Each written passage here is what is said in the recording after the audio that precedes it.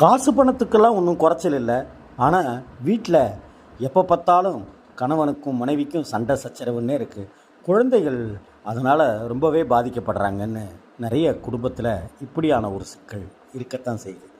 அப்படிப்பட்ட ஒரு சூழ்நிலையில் இருக்கிறவங்களாக இருக்கட்டும், இல்லை குழந்தை பாக்கியமே எனக்கு இல்லை, நான் என்ன செய்கிறது அப்படின்னு தவிக்கிறவங்களாக இருக்கட்டும், சோமவாரம் அப்படின்னு சொல்லப்படுகிற திங்கட்கிழமையில் சாயந்தர நேரத்தில் சந்திரன் குளிர்ந்து இருக்கிற அந்த நேரத்தில் சிவன் கோவிலுக்கு சென்று நெய் தீபம் ஏற்றி வழிபடுவதை வழக்கமாக்கிக் கொள்ளுங்கள்.